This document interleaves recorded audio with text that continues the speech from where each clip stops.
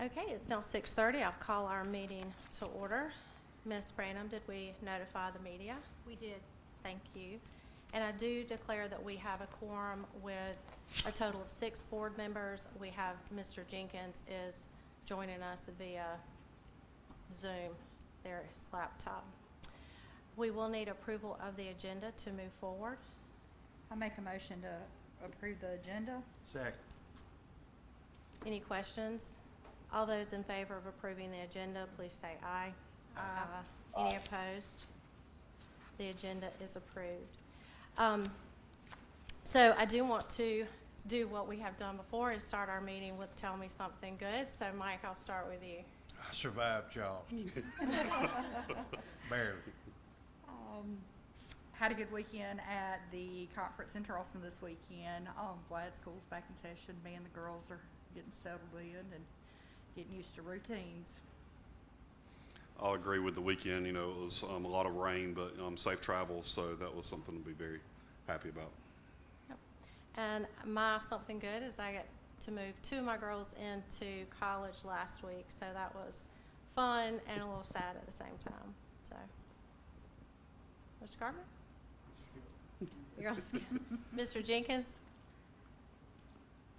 I've got a bittersweet. This year I've got my 3 youngest kids in college.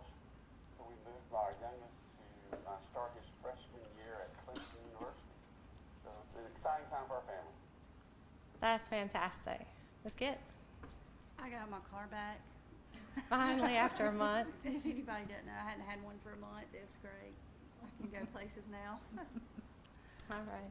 I'm glad everybody could be here with us tonight.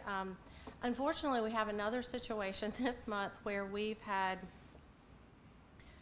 some young deaths this summer, and several they really have hit very close to home, including some of our staff members, young adult children, and 2 just very dear graduates of LDHS.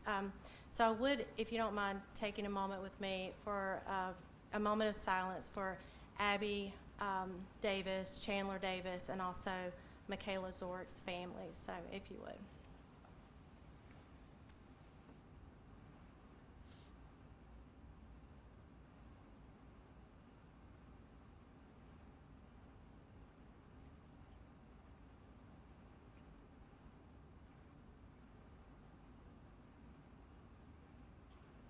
Thank you.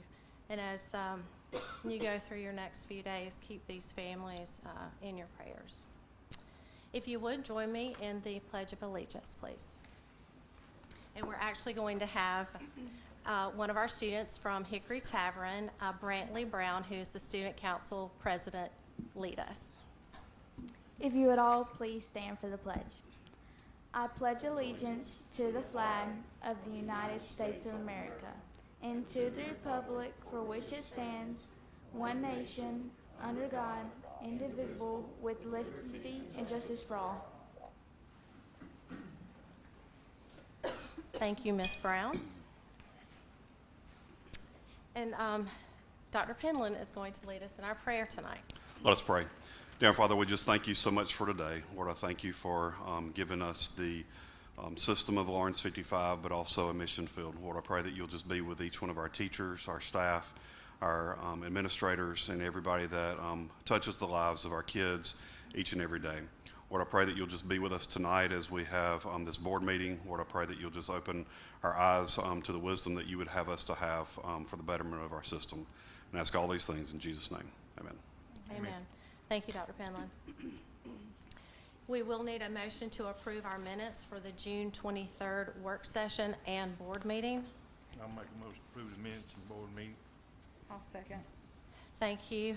Is there any question or discussion? All those in favor of approving the minutes for our June 23rd work session and board meeting, please say aye. Aye. Any opposed? The minutes are approved. And now we're going to hear from Ms. Robertson for our Hickory Tavern School Report.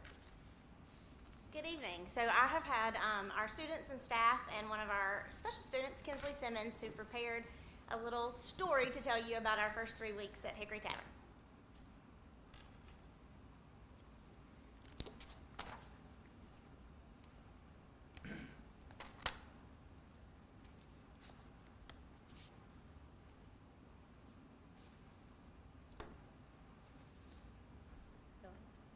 Is there not an audio file? Should be.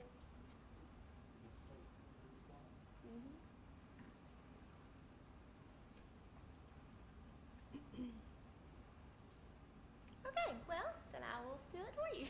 All right, go ahead. All right, so our focus for building a five-star culture of excellence is moving forward, taking pride in our work, and being fully invested. And as we focus on the five-star culture of excellence for Dr. Penland, we're going to talk about how we are addressing those and how we have done so in the past 3 weeks.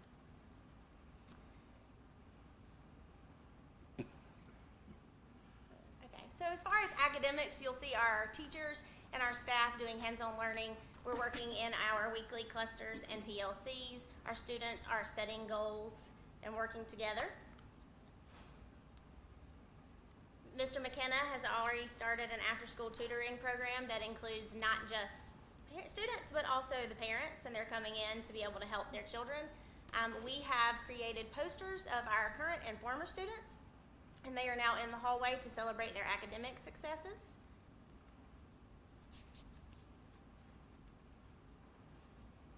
Arts. Yes.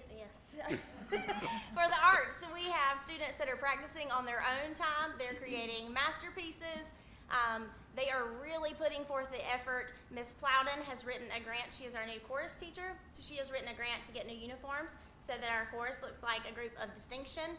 Our teachers are really building the STEM program. Miss Lewis has been really invested into creating scientists. She had a student this morning that said, "It is so cool to be a scientist." So they are really excited about that program. For athletics, our groups are working on team building, but we have also created posters with our athletes as well as our former students who are now athletes at the high school. So they're promoting academics, but they're also promoting their athletic success. We are using GoFans to allow that option of electronic ticket purchases, but we are also sharing our athletic schedules as well as the high school athletic schedules with our families so that we can build that support for what their future will be like. For attendance, we are really focusing on, it matters and the importance of being there. So even during conferences this week, we're already having those conversations with parents and getting that set up so that they understand the importance and putting forth some things that we can do to help to provide that stability. With Atmosphere. So we have been promoting the success of academic as well as their actions. We've been rewarding those. We have started our safety patrol. So these students have built relationships with the younger students. They're really being hands-on. The top picture is a picture of a STEM project that a student went home and had their parents replicate because they wanted to see if they could do what they had learned in class. So they're really bridging that gap between the school to home. We have FCA in full swing. We're doing lunch and learns. We have built 5-star Panther commitments throughout our building. So this is what we expect from a 5-star Panther student. We have a staff newsletter. We have a parent newsletter that goes home weekly. And we've created staff shout-outs that our coworkers as well as our families can do that we share weekly with our team. Coming forward, we have a Fall for Learning event and a Spooktacular Literacy event where we're inviting our families and our parents to really get involved and showcase what our students are learning at school. And what we do know is kids go where there is excitement, they stay where there is love. And maybe this will play. But what he does tell you in this video is that he likes coming to school strictly because of the people that are there. And so we know that with that being said and our investment into our school, that is what improves all of the 5As. Thank you. Any questions? Thank you so much. You're welcome. Thank you, Jean. And now we will call up Dr. Faulkner to give us a report on the Lawrence Prep Academy. Now, I should never have to follow that. Ever. It was better if I wasn't. It was better if you weren't talking. Thank you for the opportunity to talk about Lawrence Preparatory Academy. Just remember that we are not a school, we are a program. So we serve Clinton School District grades 6 through 12. we serve Lawrence K through 12. So we are quite the program on one hallway. Tonight I'm going to talk to you just a little bit differently than Ms. Robinson did. I want to talk to you about our anchors of accountability in keeping with the district theme. We have 3 major things that we're accountable for this year at the Prep Academy. Is that me doing that? Okay. So first of all, we had a spring visit, a monitoring visit. Every 5 years, the state monitors schools and alternative programs. So this past year was our monitoring visit. That is one anchor of accountability that we're complying with. The second thing we're going to look at is our end of the year evaluation for 24-25. We do that every year. And in that evaluation, we have to talk about the goals we met and the goals that we will have for the next year. And then finally, our 3-year plan was due this year also. So I have quite the anchors at Lawrence Prep Academy this year. First of all, and all of my PowerPoint's not showing, so that'll make you feel better. First of all, teacher certifications was one of the things they were concerned about in our monitoring visit. Secondly, the placement of special education students at Lawrence Prep Academy without the interventions that should be taking place prior to that. And the third thing that they discussed with us is the lack of parental input. They felt like the parents were not getting enough input in the placement at the prep and then while they were at the prep. So to comply with these things, we put 3 things in place. We are having our teachers seek dual certification where they can. My science teacher has already done that, and so we're looking for dual certification. HR is working really tight with me trying to get certified teachers there. We are collaborating with the special needs directors in both districts to at least have students have their behavior functionally assessed and then have behavior plans in place prior to putting them at Prep Academy because it's such a more restrictive atmosphere. And thirdly, we are having parent pickup grade days for every grading period. We are going to have parents come in to Prep Academy, if they will, to pick up grades. We served at the end of our year report, and that's available if anybody wants to see it. I didn't break it down too awful much, but we served a total of 121 students last year. To break that down, we had 76 high school students, 35 middle school students, and 10 elementary school students at Prep Academy. Now, we did meet all of the end of the year goals that we had. One of the things that we created has been nicknamed the tank, but it is actually an independent learning setting so that we do not have to give ISS or OSS. These students who are having behavior problems or are behind in their lessons can go to this independent learning setting and get the tutoring they need and just a cool down period in that setting. We also beefed up a little bit our monitoring testing for online students. They had to come face-to-face with us last year. They were not allowed to test online. And so we're doing a little bit more with that this year. And then we worked with a transient middle school curriculum. What we found out with our middle schoolers is that they would go back into the same classrooms either way ahead or way behind. So last year, our teachers followed the same curriculum guides as their middle school teachers so that they went back pretty much on pace when they went back to the middle schools. Didn't always mean they were passing because they come to us not passing. A lot of times we do the best we can. So we have new goals for this year. One of the things that we plan to do, and this was in our our end of the year report, we are planning to try to create our schedule based on the staffing that we have and make that more legitimate. So we are also going to include some co-partnerships with the feeder homeschools, with co-planning with our teachers so that we give more fidelity to that. And our prize possession that we're going to start this year is we're going to structure within the grading calendar a period of time, a week, 2 weeks, for recovery, reinforcement, and or enhancement in the classroom. And what we're hoping to do is that we'll have the teacher sign off on whatever their grade was, and then they can either recover material, they can reinforce material, or if they did well, they can go on and enhance that material. So we do have those goals for 25-26, for the 25-26 year. Then our 3-year plan, that was quite the booger. It took a while to do that 3-year plan because it is something that we have to do every 3 years. And what our goals are for that plan is that we could create schedules that to work with students who are behind in school. One of the things I think we want to utilize more at Prep Academy are students who have failed 1 or more grade levels, and really concentrate on those 5th graders, those 8th graders, and the 9th grade repeaters.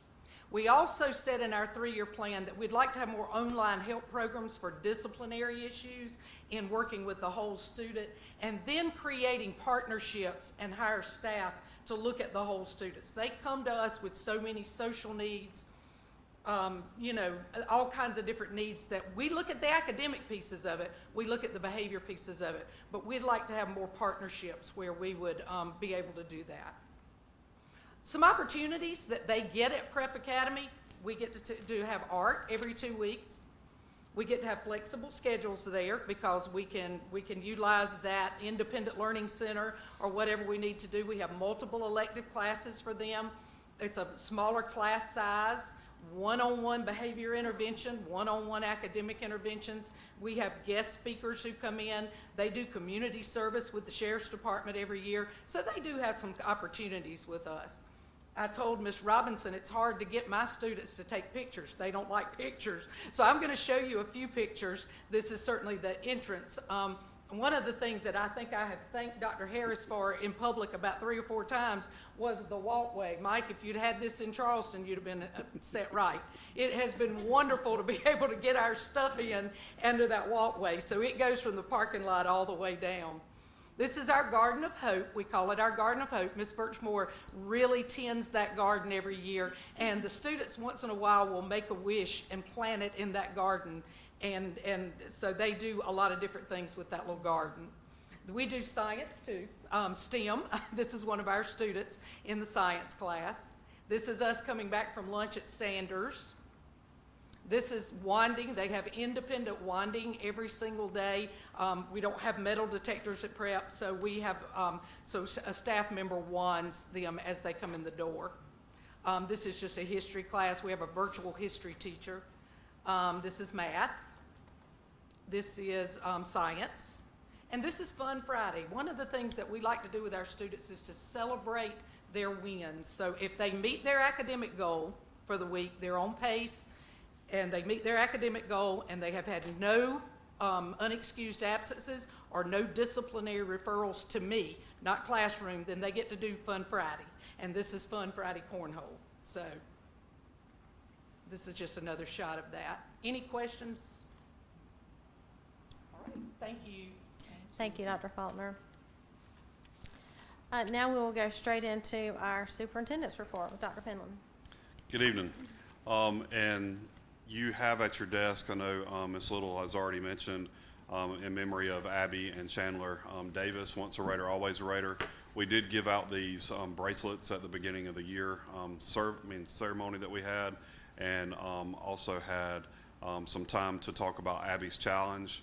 And we just kind of pushed out Abby's challenge to everybody in the district to say, I will use my words to build up others.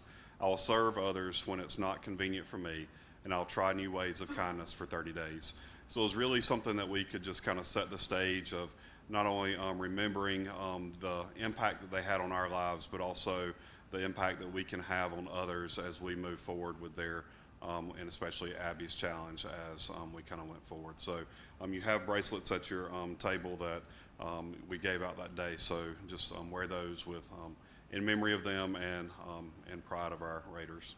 So this year we are building a 5-star culture of excellence and continuing that.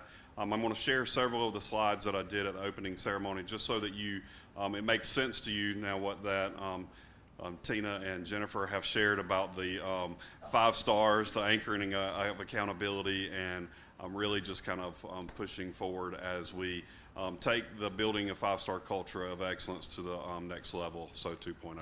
So why am I coining it as 2.0?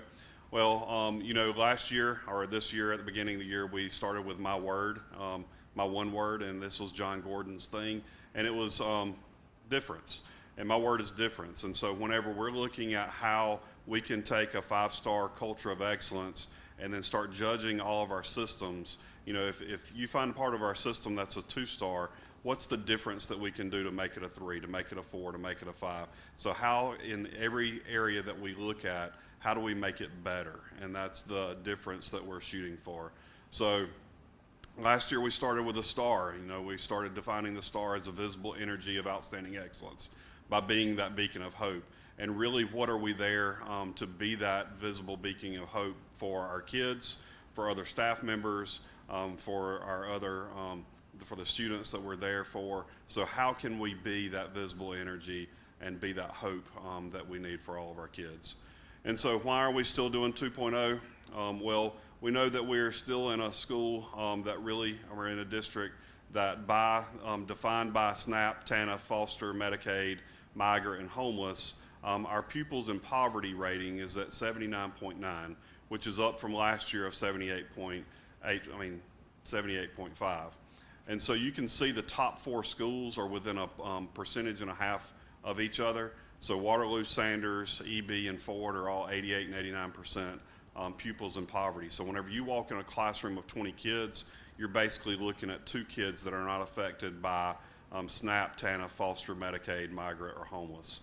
And whenever we're looking at that, you know, that's not saying they can't learn. That's just telling us that there's another level of struggles that they may have, and we may need to provide some additional services and what we need to do to help all of our kids. But I always say our richest school, if you want to call it that, is Hickory Tavern.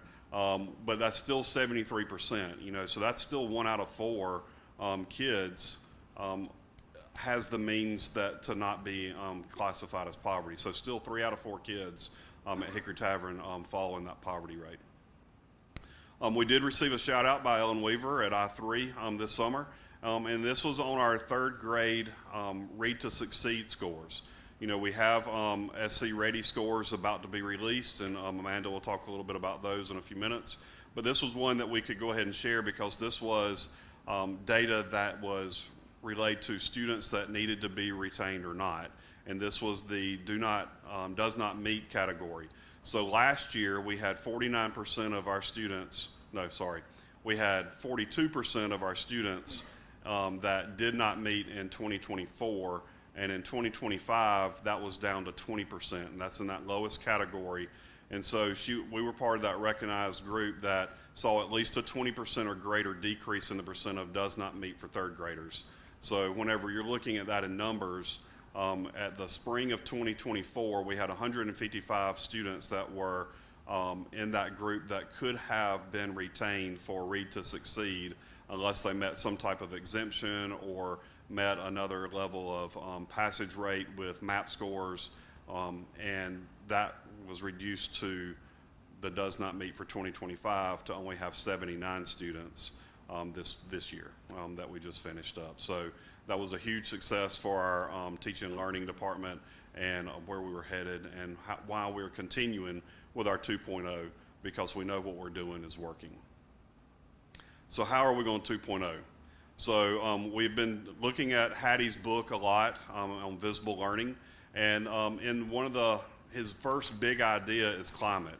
And whenever you talk about culture versus climate, you know, that's one and the same. And so whenever we talk about building that 5-star culture, we have to look at his #1 big idea, which is climate. And climate is fostering that learning community. It's developing social, emotional, and academic skills for kids, and it's maintaining high expectations for all students. So whenever we're looking at classroom and school climate, you really start looking at where that starts with expectations and what we're going to do and generate in our classrooms.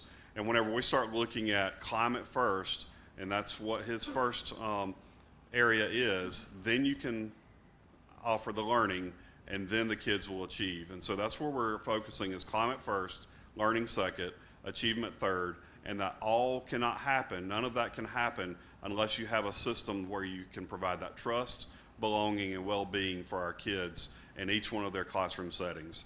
And so that's really why we're focusing on climate and the culture, and really starting to look at those high expectations for our teachers in our classrooms.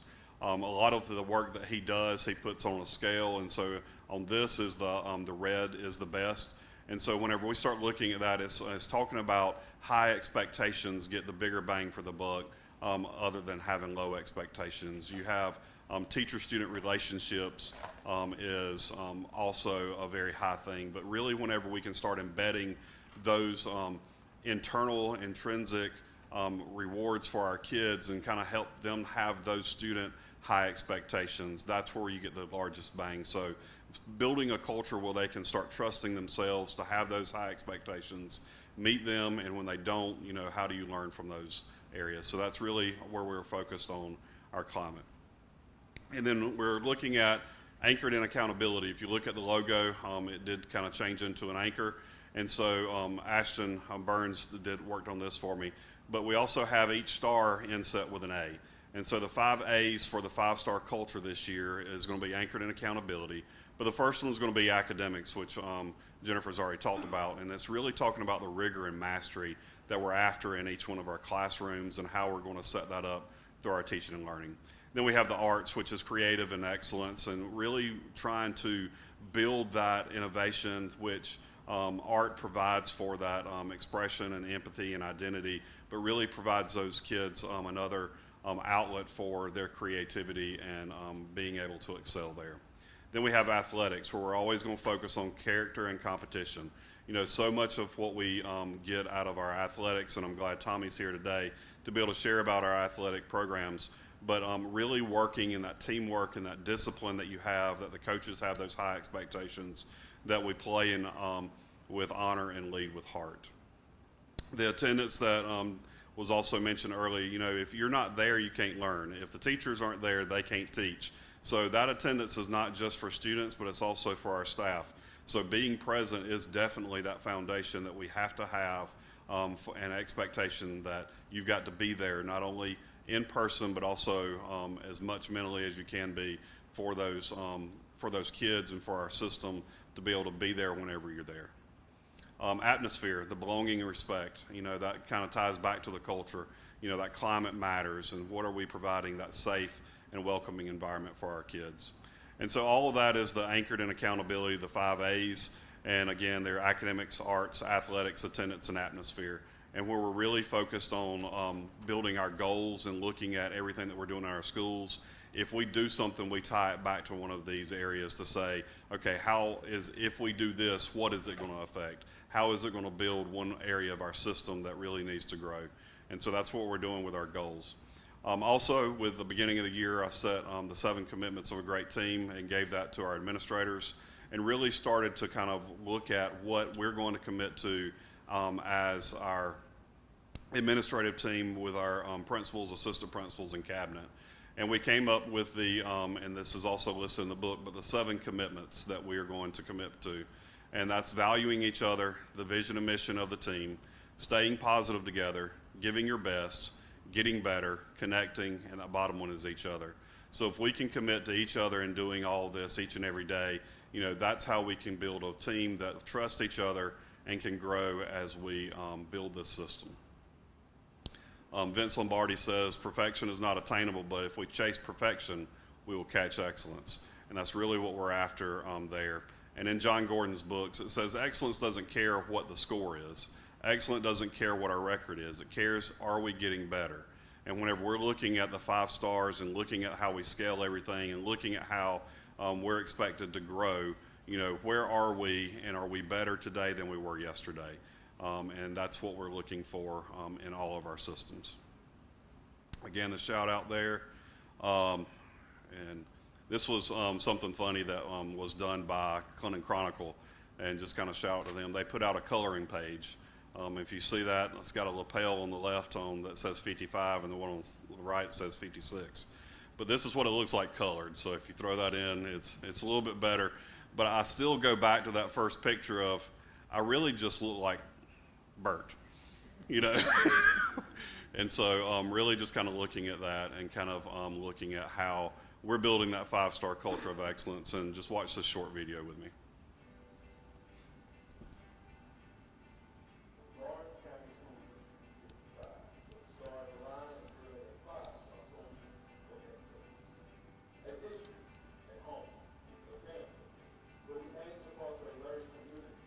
Social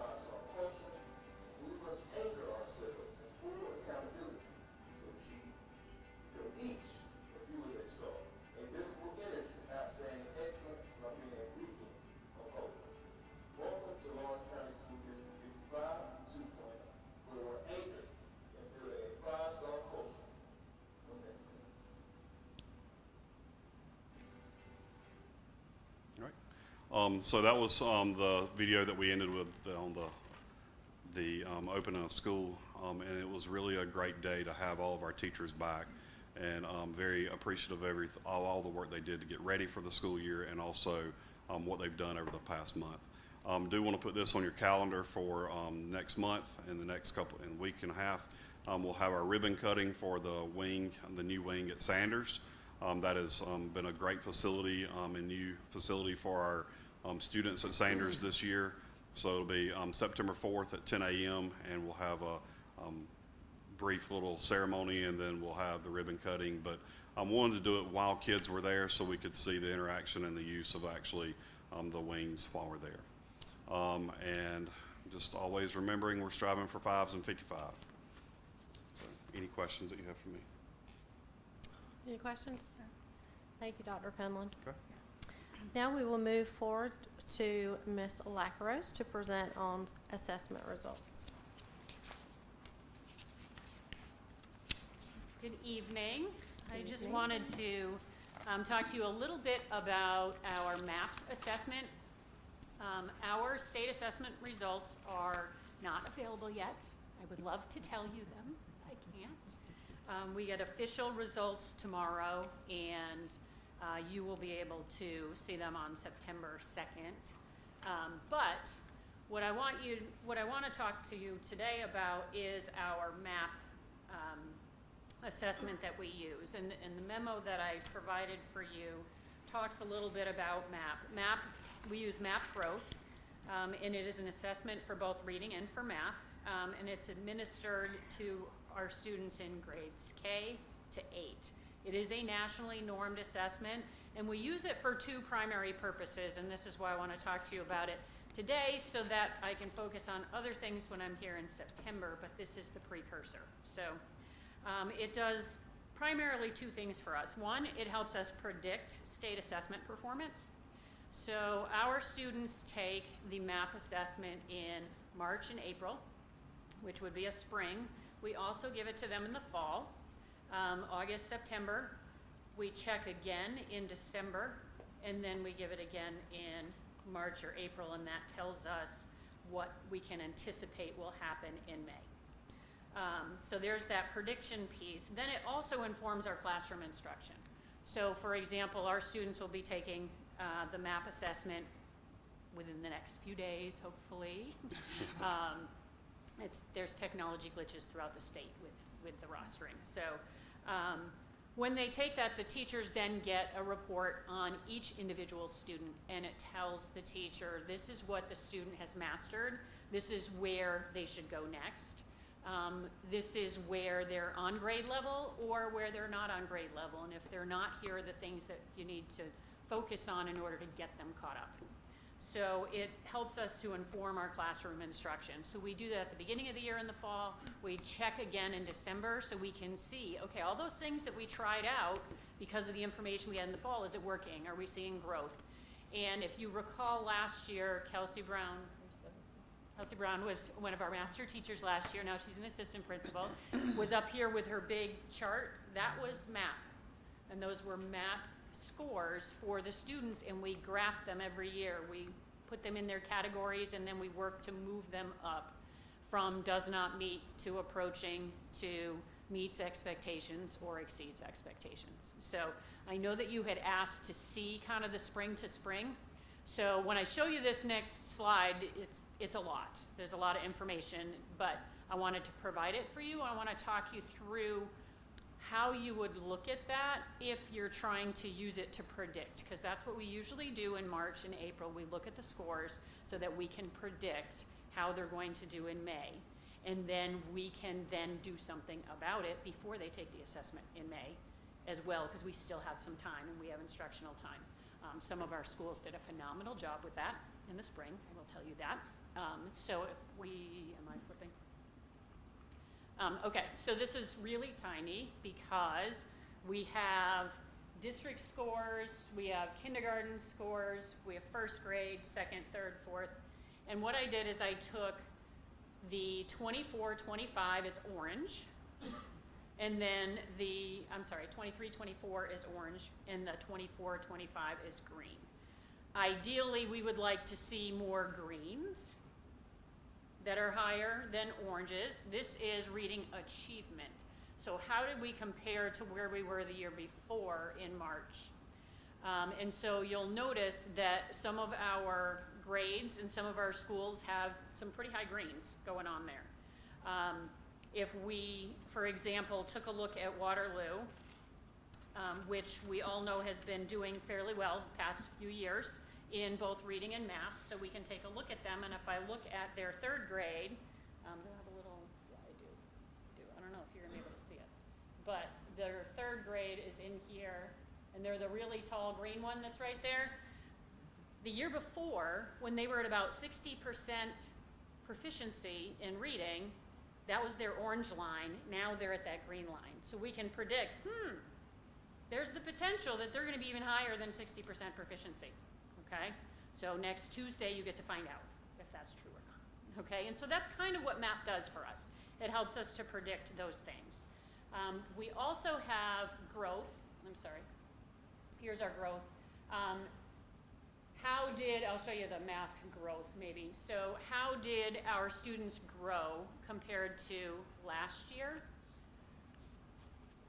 and the year before? So once again, I'll pull in, I've got Waterloo's third grade math is sitting there. I'm not clicking the right thing, here we go. Yeah, right there. Yes, where your little arrow is, thank you. Their third grade math, so last year they grew pretty well and they got some points for growth. Now look how high that green is. So we can then predict, chances are we're gonna see some big growth in Waterloo's math this coming year, okay? What this also does for us is there are some other grades in there where they actually went down, and we're thinking, that's not good, what can we do? So we had a number of schools that, starting in March, took a look at that information. They took a look at the students that did not score where they thought they would, or would have liked to see them do better. They pulled intervention groups, they pulled small groups. We had principals teaching small groups between March and May. We had assistant principals teaching, we had master teachers teaching, and they pulled small intervention groups for a short period of time to really target in on those key concepts and skills that the students were going to need in order to demonstrate mastery on the state assessment and also to set them up for success for this school year. So we use this primarily more as an informational tool than a achievement tool, saying here's where we've mastered, here's what we've done. We know we're on track, or we know we need to do a little bit more in the next 2 months to get them there. So the last slide and all of the charts that go with that and the graphs are all yours. If you want them, just send me an email, I'll send them to you so that you can dig into them if you want. But here are the release dates for the state assessment. So SC Ready, which is grades 3 through 8, both reading and math. EOC, which is the high school scores, as well as SC Career Ready at the high school, is all going to be released to us tomorrow. We have some preliminary data. We will find out what the final things are tomorrow, and then there's a public release on September 2nd. So that is next Tuesday. So we will certainly provide that to you all as the board, plus we'll do a press release so that people can see where we are at. And then the other big piece, of course, is the school report card. So as you know, 70 of the 100 points that are in the report card are directly tied to SC Ready and EOC. The Career Ready numbers at the high school also are a significant part of their report card. So the largest chunk of the report card will be released September 2nd. What that translates into the report card ratings, we'll have to wait until we find out on September 8th, and it will go to the public on October 15th. So just so you know what to expect and when to expect it. We do have a embargoed site with report card information on it, but there's not a whole lot of information on there other than our preliminary SC Ready assessment scores. So hoping those are what they are, but we'll find out for sure tomorrow. So The biggest thing I think to keep in mind is our MAP assessment is designed to give us as educators more information about each individual child to help them progress to be better than where they were when they took the assessment. So I don't know if anybody has any questions about that or what's coming. I did want to bring out what you had said earlier about the MAP assessment not working currently, and that's due to a statewide swap over to ClassLink. And so we just have not been able to assess our kids. So we won't have that information for parent-teacher conferences this week. And so, but we're working on that, and we'll push that out to parents as soon as we get that. Thank you, Ms. Lacrose. And if you would please email that slide deck to the board, because from my position here, all the lines were yellow. So, yeah. But thank you very much. Orange and green kind of went together. Yeah, I appreciate it. All right, up next we have an athletic update with Mr. Spires. All right, good evening. Good evening. Good Thank evening. you for having me. I don't have a slideshow. Didn't have time to put one together. Working for Mr. Compton, there's not a whole lot of downtime to put a nice PowerPoint together, so I'll be talking through most of this. But Raider Athletics, talking about last year was an outstanding year for Raider Athletics. We saw growth and improvement across nearly all of our programs. Two of our major highlights that stand out is our wrestling team advanced all the way to the state championship, falling by 1 point short of the title. We're very proud of our boys tennis team, who made history by winning the first region championship in school history and reaching the third round of the playoffs. And with the majority of that team returning this year, we expect big things from them again. Just to recap some of our other accomplishments, 13 out of 15 of our sports last year qualified for state playoffs or state qualifiers.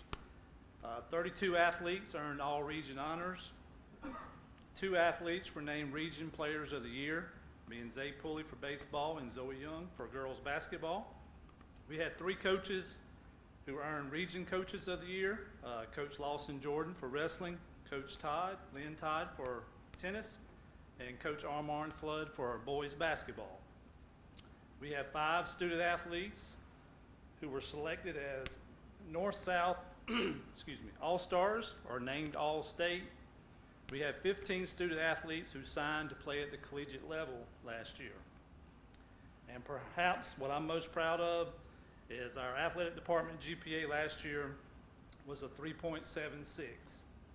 So our kids are competing hard on the court or the field, but they're also getting it done in the classroom. And that's a testament to our coaches who all put academics first and push those kids to do well in the classroom.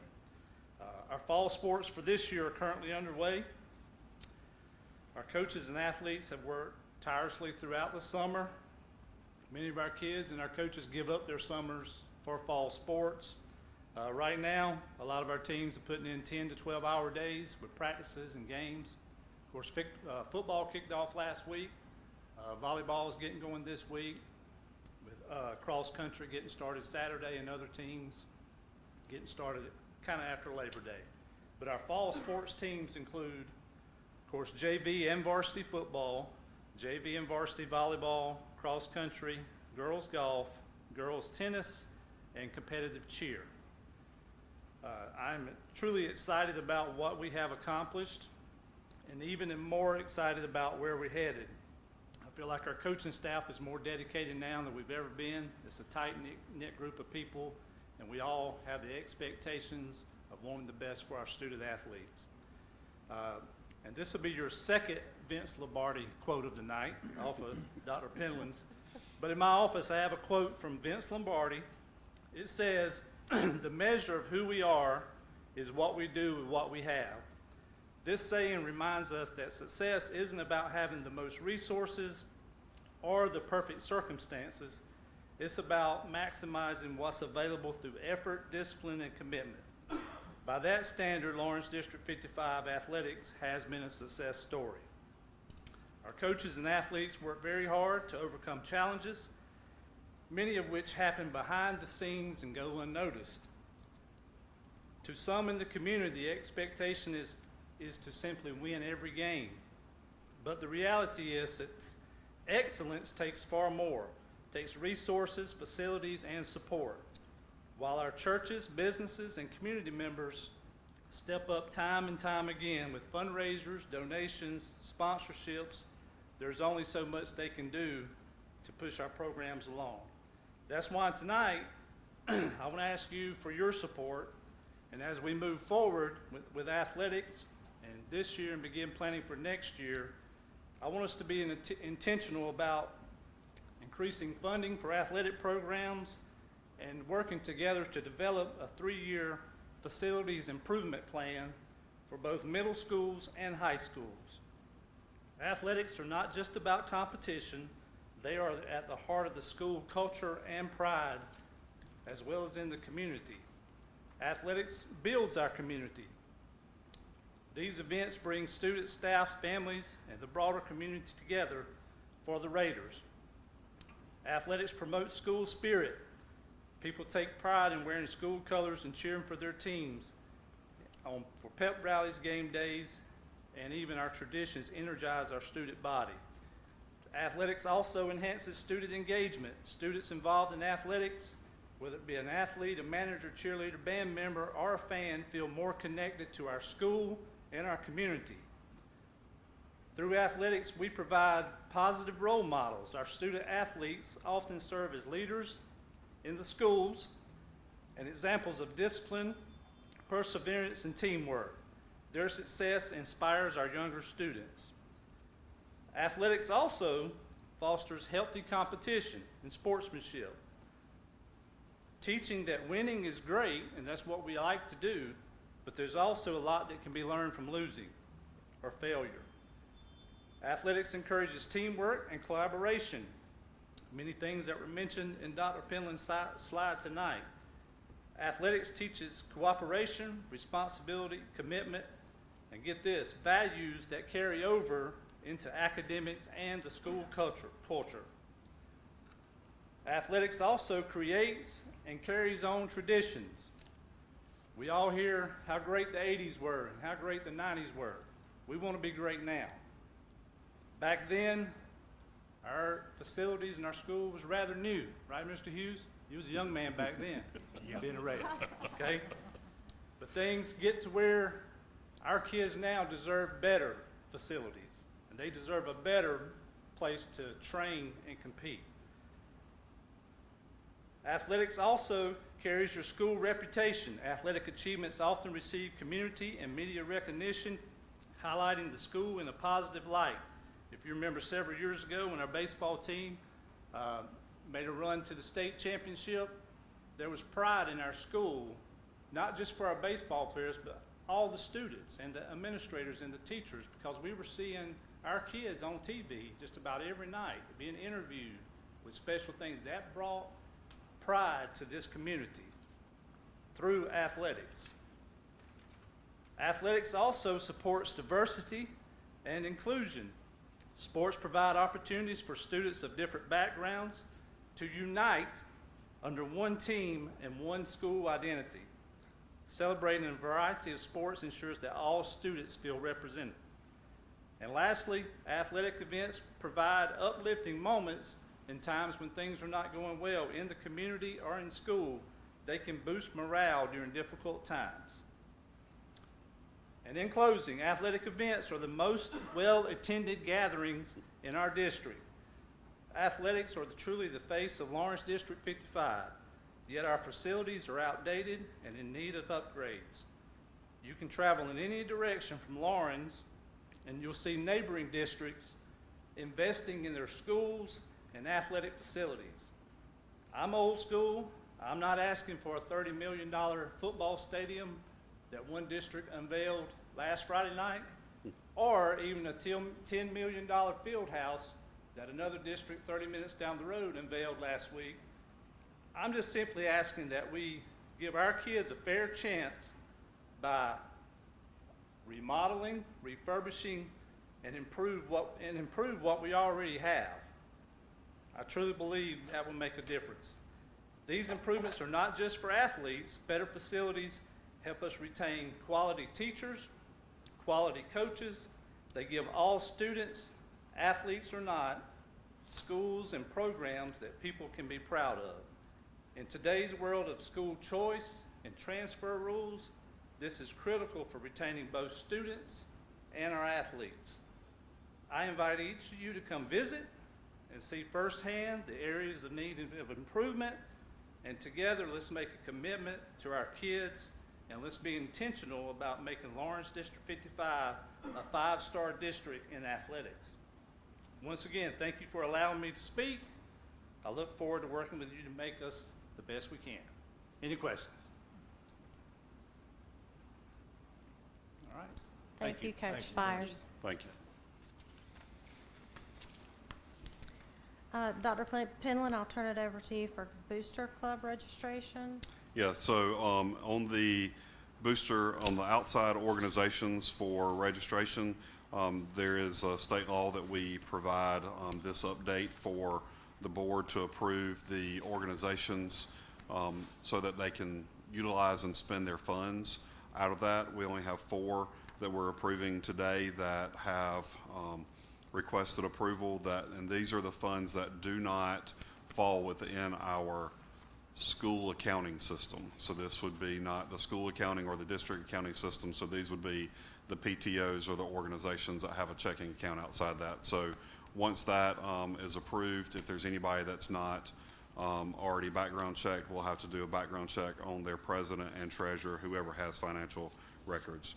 Those being submitted are as EB's PTO, Lawrence Middle PTO, Waterloo PTO, and LDHS Band Booster. So this would take board approval to allow these organizations to utilize their funds. Okay, thank you, Dr. Penland. So we have this request on the table from Dr. Penland. If we could have a motion to approve the Booster Club registrations as proposed. I'll make a motion to approve the Booster Club. I'll second. Thank you. Are there any questions or comments? All those in favor of approving the Booster Club registrations that Dr. Penland presented, please say aye. Aye. Aye. Any opposed? All right, they are approved. Thank you, Dr. Penland. And then now we'll move into board operations, and you have some policies to work through. So we have these grouped in 2 different groups. So 1 through 11 will be for first reading. So I'll go through and just kind of describe what those are. And then on the second set of policies, I'll be requesting that these are, that we'll put those up and waive first reading and go ahead and approve those at the end. So the first one is the organizational chart that we are submitting for the 25-26 school year. This does align 4 departments under Dr. Harris, a department under teaching and learning, and the rest of the departments would fall under me. So that will be Exhibit CCE, and that, since it's an E, it really doesn't need approval, but we'll bring it back next month for approval. The next one is the drug and alcohol-free workplace in schools for work for first reading. That is GBEC, and that one is a strikeout of 1 sentence at the end of the first paragraph, last paragraph on the first page, which takes out at the discretion of the board, because that is also stated in another paragraph that the board will take additional action, and we're adding in there that the superintendent will notify the board of any violations of this policy, and then we'll take up the additional action as necessary at the following board meeting. So on these, Dr. Penland, on some of the first readings, I know I have a couple of comments. Okay. So we can add these, talk about them, or just kind of move through them Sure. quickly if you want. I mean, On that particular policy, where the superintendent will notify the board of the violation of this policy, I'd like some sort of time frame associated with that, whether it be same day or same day as the occurrence. So just as long as there's a time frame there. time Okay. frame that we can put in there. All right, So, perfect. Anything else on this one? All right, the next one is the exhibit that goes along with that, which is GBEC, Notice to Employees. And the only thing that we struck there was that at the discretion of the board, which is basically notifying them that they would be eligible or would be up for non-renewal, suspension, or termination. And then that would come to the board based on the previous policy. Okay, our next policy is GCR. This was in the past non-school employment of professional staff. We've added dual and non-school employment. So this will be a dual employee policy that was recommended by the IG report. We have added the dual employment section there that goes down to even including that it needs to be approved and renewed every year. That just because you start dual employment does not mean that you would continue that. It goes through the no additional fringe benefits, which would be like you can't get double the vacation, you can't get double the sick days, and that type of thing. So any questions or comments on this one? Okay. The next one is DJ purchasing. This one was also kind of stemmed a little bit from the IG report to add the disciplinary actions, and this policy now adds a statement that says to see the discipline policy for GCQF based on not adhering to purchasing policies. On this particular one, I know we have a policy and a rule. Yes, ma'am. It would be my recommendation that we actually combine all the information into the policy and not actually have an administrative rule. Okay.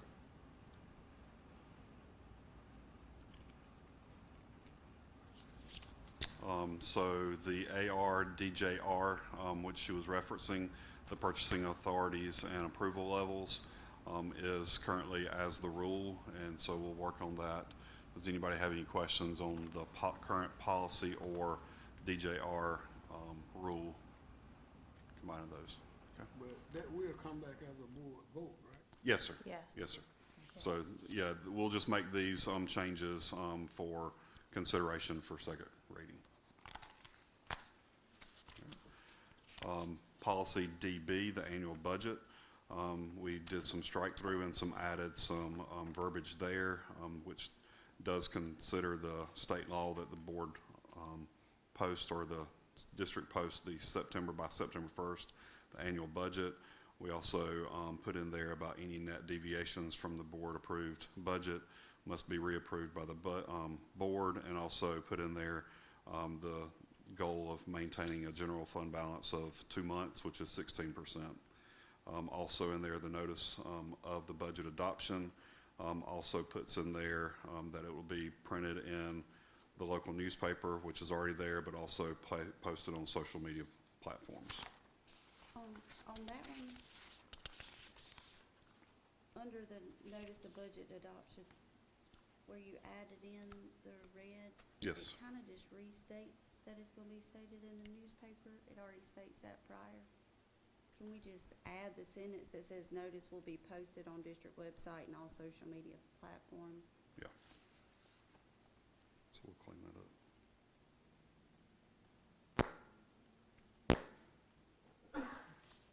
Anything else on that one? Policy DGD, what used to be called credit cards will now be purchasing cards, or in other words, P-card. That one basically cleans up some verbiage on that one to basically swap everything that we referenced as a credit card to a P-card. That one also has administrative rule, which then pulls in referencing back to the purchasing card program internal operating procedures and adhering to that, and those procedures were set forth after recommendations by the IG report. On this one, under program overview, it says the business operations department is responsible for complete oversight. Who is that? Because that's not in the organizational chart that you just presented. Okay, and so that would fall under Jim, which falls under procurement, which is Brian Gresham currently. So could we put that terminology that matches, Okay. that kind of matches the org chart versus the business operation department?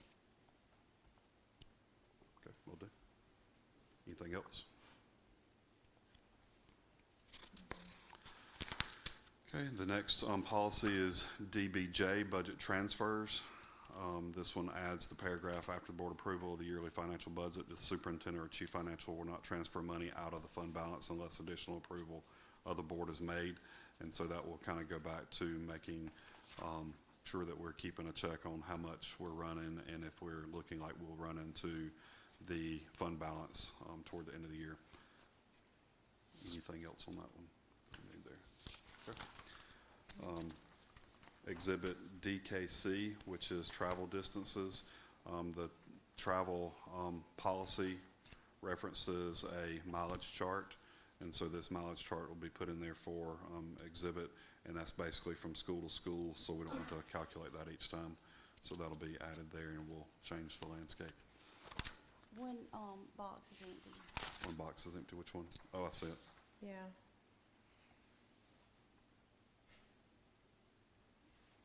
Okay, we'll fill that in. Thank you. All right, policy GCB, professional staff contracts. Yeah, I'm still there. Okay, this one is basically adding a statement that Lawrence 55 will not rehire any employee who has been terminated or resigned in lieu of termination due to failure to comply with district policy.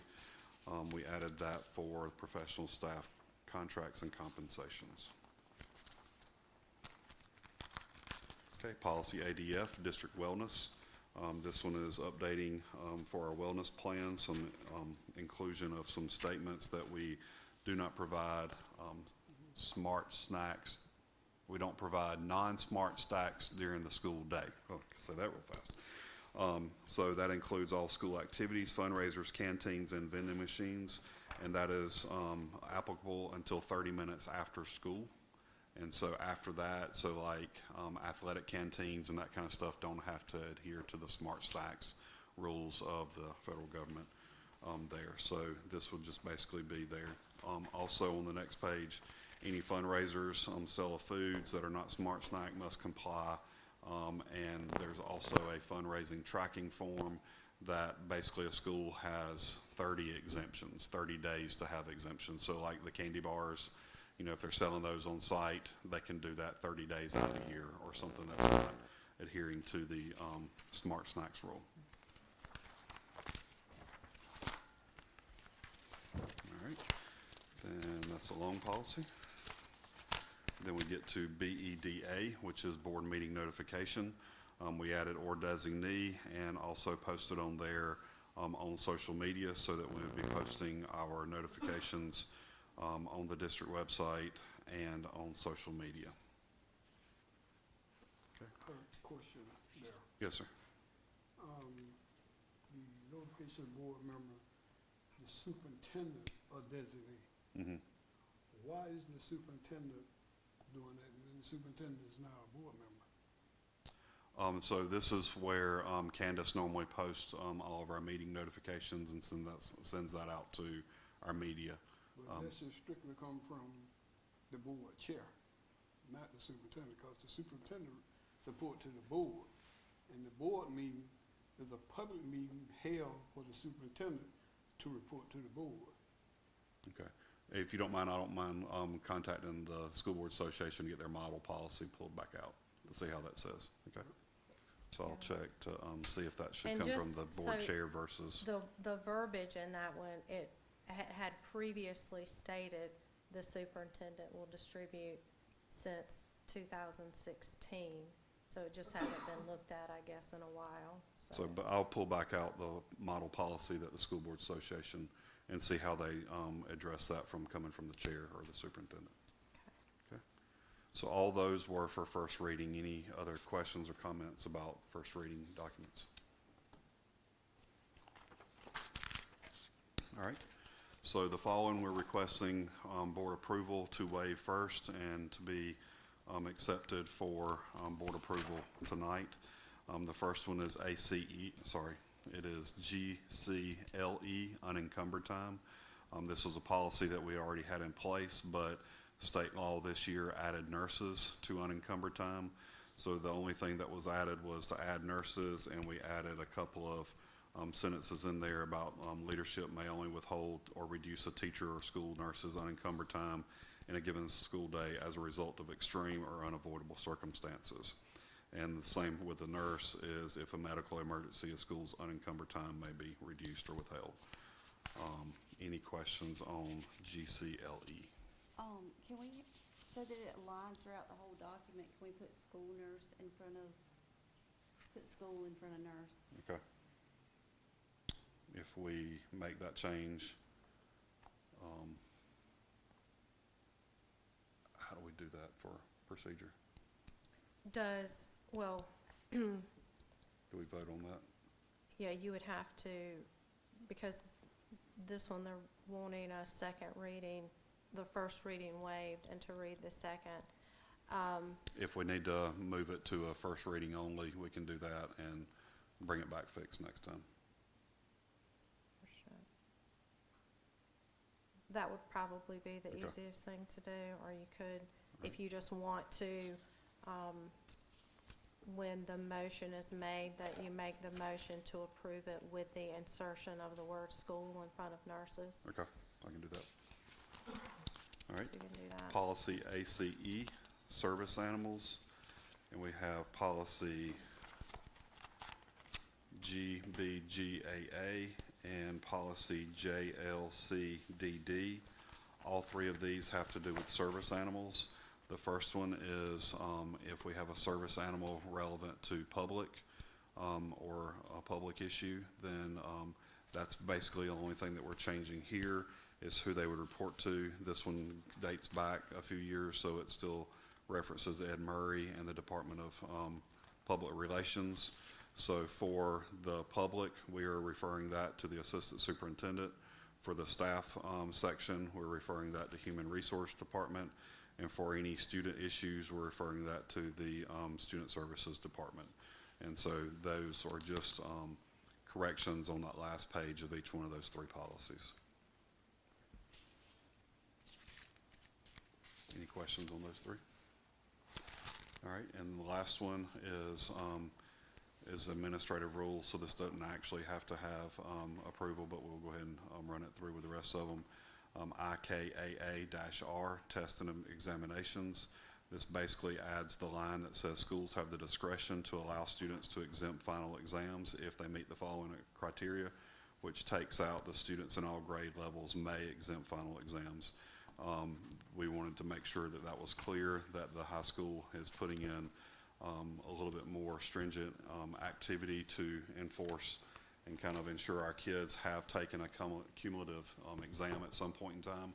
So they will be doing that, and that just wanted to clear that up, that they wouldn't expect to always be able to be allowed to exempt. So on that particular one, I know we've talked about this one a couple of times. I thought the expectation there was that only second semester seniors would exempt at the high school. But the way that it is listed, still, if Coach Compton chose to say, hey, everybody can exempt this semester, then they could still exempt. Yeah. Because if it's at the school's discretion. Yeah, and I was trying to leave it up to the school's discretion, so if we need to take out that whole, well, not take out the whole section, but to kind of go back, I can definitely go back and talk to them about. Do you think that one, since it is an administrative rule anyway and doesn't require a vote, Yeah, we can bring that back next month. Can we talk about that one Yeah. again? But why would that be an administrative rule? I mean, instead of a district policy? I thought that it actually was part of a district policy on exemptions. It's but- just tied to IKAA, and so that's just been the administrative rule. So last time it was updated was 22, so. But yeah, we'll bring it back. So, all right. So we are looking at now, I'll bring to you the four policies, which will be GCLE, unencumbered time, with the added words of school in front of nurses so that we're consistent with school nurses throughout that policy. We'll also bring do we want to vote on that one first and then do the three Yeah, I was about to say, I service think it animals? would be easier if we had, we'll do a motion for policy GCLE because there is an adjustment in it, and then we can bring about a second motion and vote on the other three policies together, since the changes were all the same. It's just really who we're contacting. And again, this motion would need to be that we are waiving the first reading with the change that is proposed, and passing it as tonight, the second reading.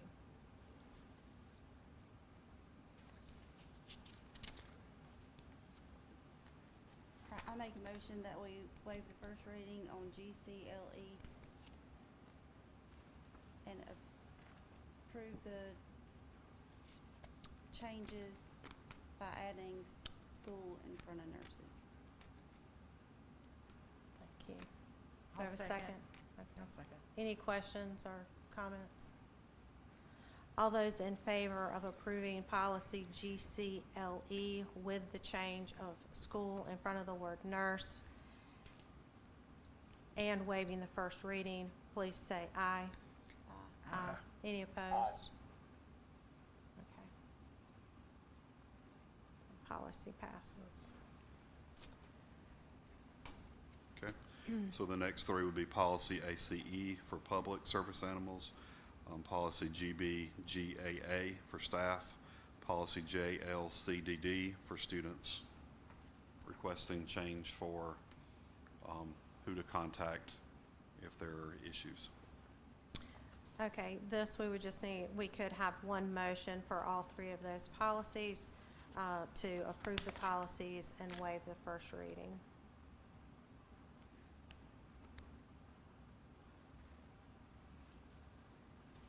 I make a motion to waive the first reading and approve policies ACE, GBGAA, and JLCDD. I'll second. Thank you. Is there any question or discussion?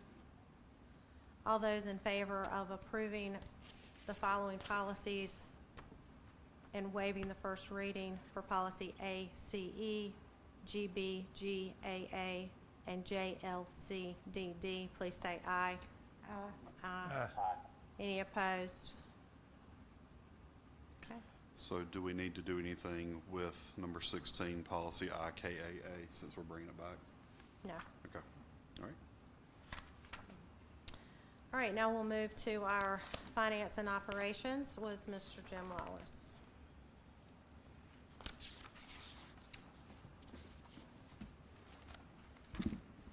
Good evening. Good evening. You should have received a copy in your packet of the new expanded financial report for July of 2025. In addition to the information that you have received in the past, we will now be providing you with additional detail on the general fund revenues and expenditures on the same basis that is used in the budget that you passed, and as well as information on year-to-date revenues and expenditures and how they compare with the budget that you approved. The July report contains a lot less activity than any other monthly report because of much of what we pay during the month of July is actually attributable and accrued back to the prior year, especially with salaries and benefits, which is the lion's share of our general fund budget. Several of our revenues also we don't start receiving until October or even later. So there's not a lot of activity on the July report, but as the months go on, you will begin to see the financial year taking shape. And the intent of all the additional information is to give the board the kind of relevant and timely information that you need in order to make wise financial decisions for our district.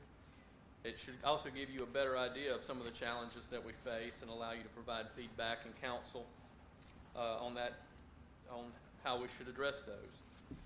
And hopefully, we will occasionally be able to present you with information on opportunities and how we can best use those to the benefit of all of our students. Our balance with the treasurer as of the end of July was $8,659,415. Our fiscal year-to-date revenues for the first month were $3,289,728, with expenditures for the same period of $1,074,790 for a difference of $2,214,938. And the tax collections for the month of July were $550,695.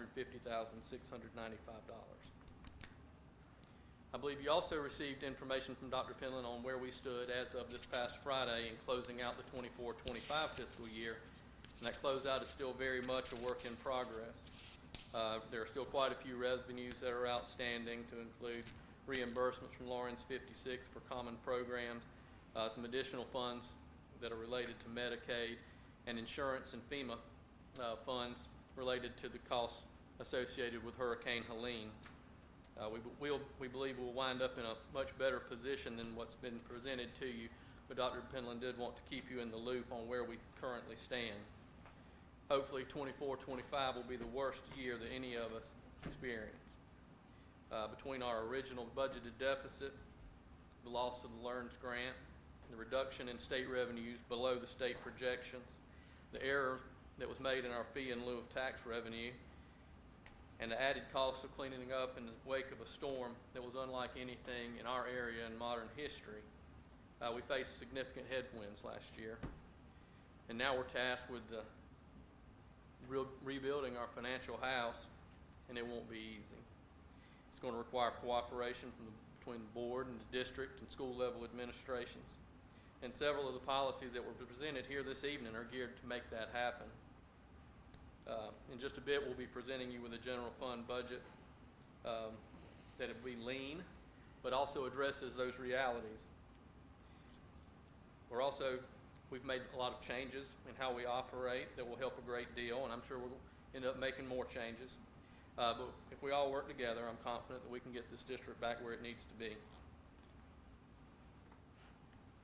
I'm presenting to you this evening also a bond resolution for our annual general obligation bond. Mr. Lawless, Yes, ma'am. before we move on to the bond resolution, I have some questions regarding the budget to actual that you sent out to close out the 24-25 school year. Okay. So we talked at length in June about board approval for any monies that would come from the fund balance, and the board approved for the 24-25 school year. The board approved 2 draws off the fund balance. One was at the beginning of the year, so you could provide a balanced budget, and the second one's for the LEARNS grant. Those totaled just over $1.4 million. So my expectation was that I would see a number that shows that our projected change in fund balance was just over $1.4 million. Yes, The document that you've provided to us shows that the projected change in fund balance is $3.3 million. Yes, ma'am. Well, again, now there's a lot of several revenue items that have not been recorded for 24-25.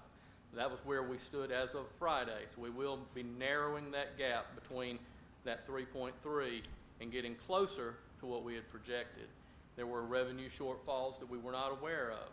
For instance, the $722,000 that was taken retroactively earlier this month. We were not prepared for that. And that also affects our budget going forward, because we were assuming that the agreements that were in place would be continuing the following year. So that's a significant and major portion of it. And when do you expect to have these revenues? Ma'am? When do you expect to have received these revenues that you say are outstanding? The FEMA revenues, Brian Gresham's been working that process with FEMA. We have thought to be in the final stages of wrapping that process up for quite some time, but they keep coming back with additional information that they want.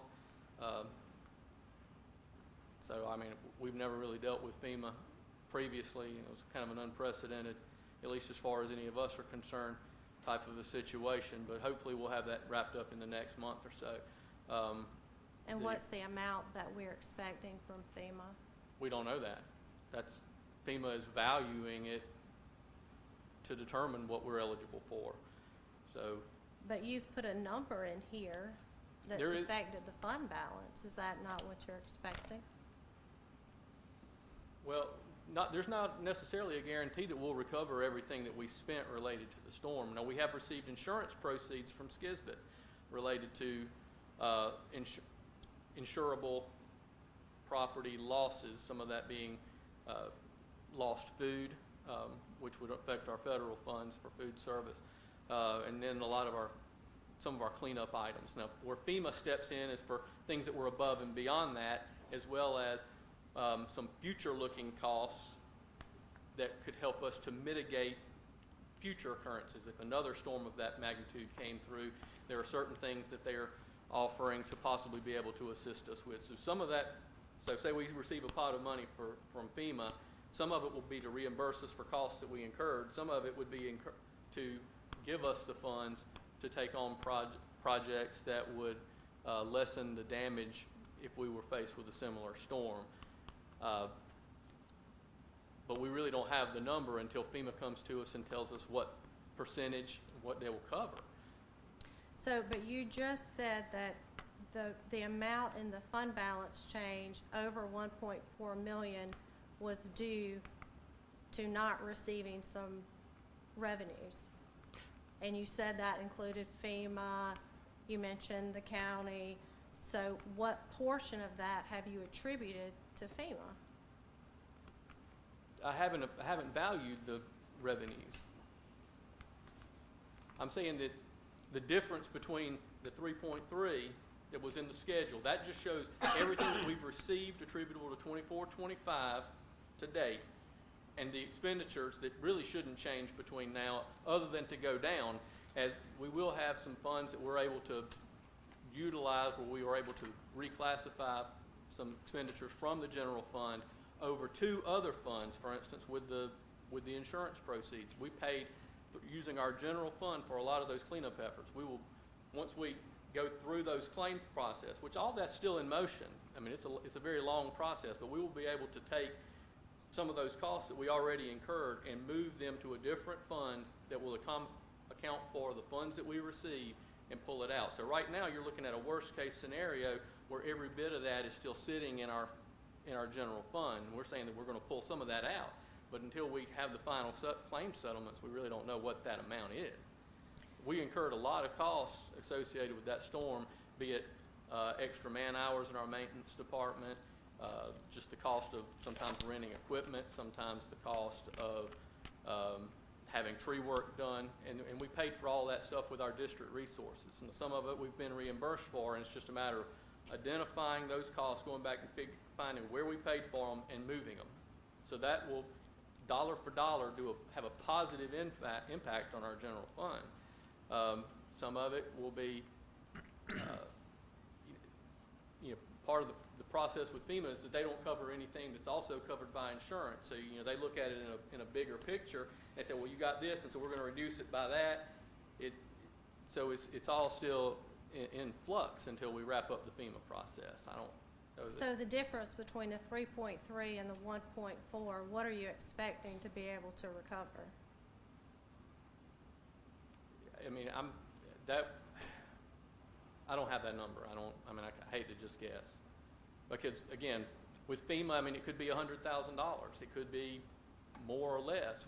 We don't know that. What we have provided FEMA is information on things like what tree fell down, where did it land, what did we do with it? Did we grind the stump? Did we relocate it did we relocate it elsewhere on our property?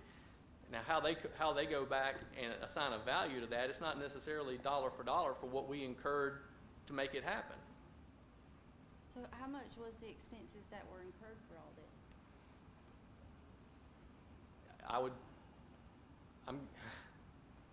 I hate to just spitball, but I'm going to guess somewhere in the $500,000 range.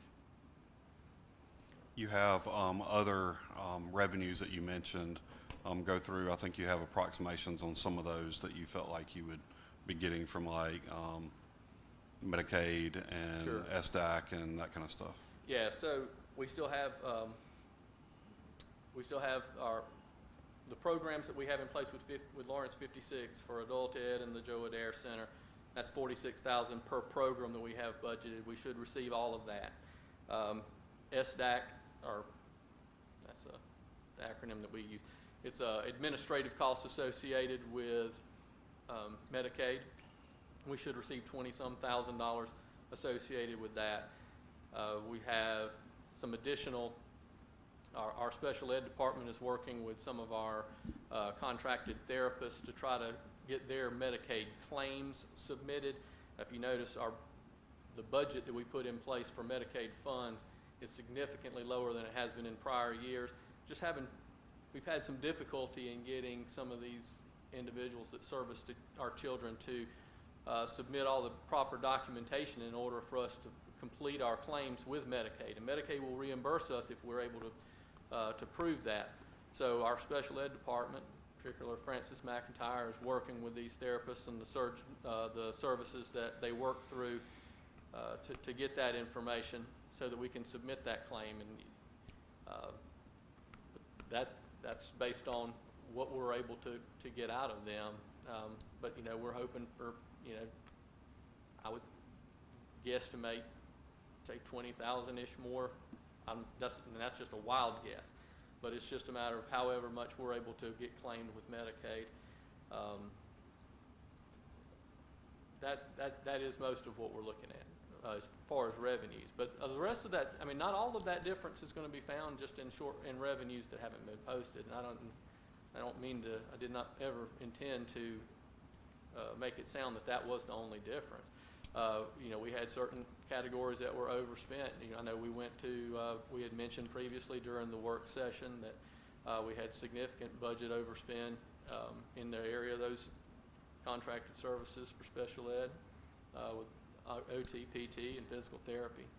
I think what concerns me is that at no point was anything ever brought to the board to approve additional spending above the budget and the approvals that we had already given to come out of the fund balance. Yes, ma'am, and that's why we were addressing that with these policies that we're presenting tonight and the additional financial information that we're providing But that's for this something year. that's just always been in place. So it's not just about addressing it with policies, but. Well, the intent is that we, you know, on a going forward basis at least, we're providing the board with every tool necessary for you to be able to do the work that you need to do. I acknowledged a month ago, or 2 months ago, that we should have communicated additional information to the board as we went through that repeated, what I call gut punches. You know, it seemed like every week we were discovering either something else was going to go over budget or some revenue was going to fall short. And I did not do a good job of presenting that information to you so that you could do the work that you needed to do, and I acknowledge that. Planning to, you know, through the information that you're receiving now, to make sure that we don't ever fall into that position again.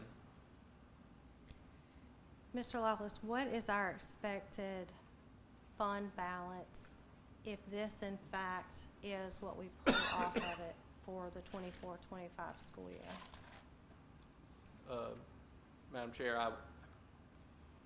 if we landed at 3.3, it would put us below the 8% threshold. But I don't have last year's fund balance memorized to do the math in my brain. That's not the information was presented to you. That is not where we plan to end up. Well, I did do the math after I got this, and Okay. it would put our fund balance at around $3.1 million. Yes, ma'am. We need to be about $2 And million more than that. that's less than a month of expenditures. It's certainly less than the 8%. And so another year, like the past two that we've had, we would have zero fund balance. Well, I it's mean, not that even would an wipe option. us clean. So, No, it's Okay. definitely not an option, and we're acknowledging that, and that's why we're working to present you with all the information you need. I mean, this is not something that I can certainly fix by myself. I'm actually responsible for very little of this district's spending. You know, we budget, and then sometimes we're gonna miss. with all due respect, you're the CFO. You're responsible for all of the spending. So, Question. Yes, sir. County Council in Villanueva, Sure. how much did we lose from that last year? are you talking about the recent adjustment that was made? Yeah. It was $722,000, and it was an accounting error, in that the county had double counted what they had received in fee in lieu of tax on certain agreements, and it didn't just affect District 55. I know Lawrence 56 was affected even greater than we were. Lawrence County themselves were affected by that. Lawrence County Development Corporation was affected, and so basically we had just been credited with $722,000 more of revenue than we had actually received. The reason that did not necessarily raise a red flag, although it did a little bit, but inquiries were made to the treasurer's office on, hey, is this right? This was seems significantly higher than prior year, and they did not have any response that it was incorrect. And also, if we had received actually the $722,000, it would really just be restoring us to where we've been in previous years, when we were reduced back in 2021 to a lower percentage of certain agreements and all new agreements. The thought was, and Madam Chair, you were in the meeting where I was, and they said that, you know, one of the reasons that they thought that they could do that would be that we had so many new agreements coming online that the school districts would not actually come out less. And even with that, we were really, if we had received the 722, we would have only been getting close to back to where we were prior to those changes in those agreements. So that was certainly a massive blow. It hurt us for 24-25, and then by virtue of the fact that we counted on those same revenues in the budget for 25-26, it hurt us again. So it's With the county council policy, they can take fee in lieu of and place that money where they want to. Is there a possibility that can happen again? was certainly possible, and that it's legal for them to do that. I think that Dr. Finland has received some assurance from the chairman of the county council, is that correct? That they have no intention of going back and doing that. But this was not an act of county council taking money from school districts. This was an accounting error on the part of the county, where they had just double counted certain revenues and distributed those out to other organizations, including ours. Mr. Lawless, I know that you say that a red flag did not go off and that it was on part of a county or on the county. At no point in time did you think to question why we had an overpayment of $722,000? That wasn't a red flag? Well, and that's kind of what I said. I know that District 56 was also included, and I know in my discussions with their CFO, he had direct conversations with the treasurer's office over that, what they thought was a higher amount, and Lynn communicated to me that they did not think that it was erroneous at that time. So, and like I said, really with that 722, the assumption was that that was the new agreements coming online that we had been told that would be, to be expecting. Again, we even at $2 million, we used to receive more than that in fee and lieu. It's just over the course of years, it got less and less and less. So we were informed that we would have new agreements coming online, so we thought that the new revenue was coming from those agreements, but it was actually an error. So have we addressed county council about the issue and how it's affecting our budget? Well, I mean, again, this was an error. It wasn't an act of county council. I have been invited to meet with one of the committees this week or next week that I'll go in and kind of address and kind of talk about some fee in lieu of agreements and some benefits that we could have out of the new ones. So we are going to go and kind of talk and kind of promote ourselves in the new agreements.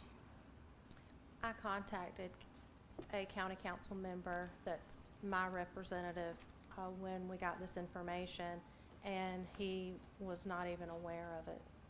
So county council wasn't even aware that the county had made a mistake and pulled monies back in this particular case.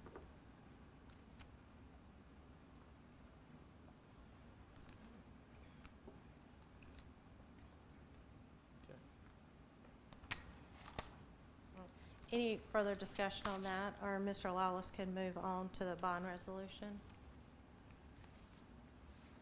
Go ahead. Okay, thank you. All right, I'm now bringing before the board a resolution for our annual general obligation bond.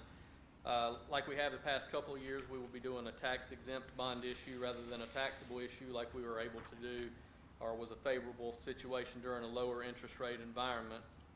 This year's bond issue would be for an amount not exceeding $7.6 million, which is the same amount that you approved last year. The amount would not require an increase in property tax millage. The purpose of this bond is twofold. The first is to pay the payment of the lead corporation bond, and secondly, the remaining $4.1 million would be used to cover the cost of issuance and to fund the district's capital projects that are approved by the board as part of the budget process. This bond issue would be repaid using debt service funds before the end of our fiscal year, and the lead corporation bond, which is the large majority of our district's long-term debt, is currently scheduled still to be paid off in 2030. This resolution does require board action for us to be able to proceed with the issue, and if approved, the bond sale will occur on September 4th, and we would receive our funds on September the 18th. And again, this resolution does require board action. So in order to move forward, we would need a motion to approve the bond resolution as Mr. Lawless has presented.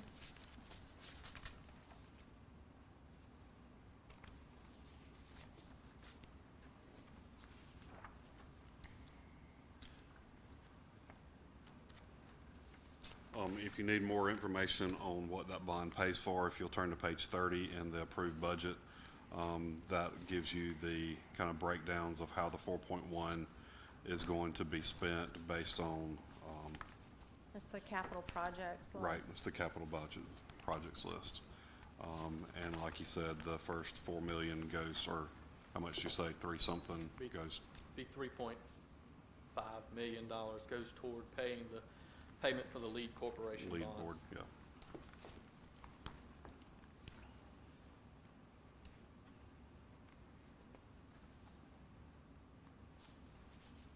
I make a motion that we receive the recommendation of the financial officer for the purchase of the bond.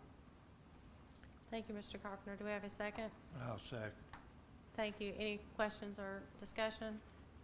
All those in favor of approving the bond resolution as presented by Mr. Lawless, please say aye. Aye. Any opposed? Thank you. The bond resolution's approved. At the June board meeting, this board approved the general fund budget, but with a request that it be presented again this month with a reduction of $400,000 that had been included for a millage increase. Since then, other information has come to light that requires that the budget be reduced by significantly more than $400,000. We're now presenting a budget that is balanced with the general fund revenues and expenditures of $59,771,000, and I'll go over most of the bigger changes and the reasons for them, and then we will be requesting board action to approve this updated budget. You received a pair of schedules. One was, this is outside of the bound copy, but you received a pair of schedules, one for revenues and one for expenditures, which shows the amounts that were presented in June, what we are currently presenting, the amount of the change, and how that new amount compares with the 24-25 budget. Some of these changes are attributable just to the additional clarity that comes with having a few additional months of information. Remember, when we prepared our budget originally, it was based on information that we had back in April and May. So on the revenue schedule, we're looking at a $300,000 decrease in ad valorem taxes. We had valued the potential millage increase at $400,000, but when we look at a full 12 months of actual collections, we believe that we should still be able to make that $14 million number. Earlier this year, we received information, again, as we just discussed, on the accounting error that have been made in our allocation of fee and lieu revenue, which reduced our 24-25 revenue, but also, or by $722,000. But we also used that as a guide on what to expect for 25-26. So we're lowering our fee and lieu revenues projection by $700,000.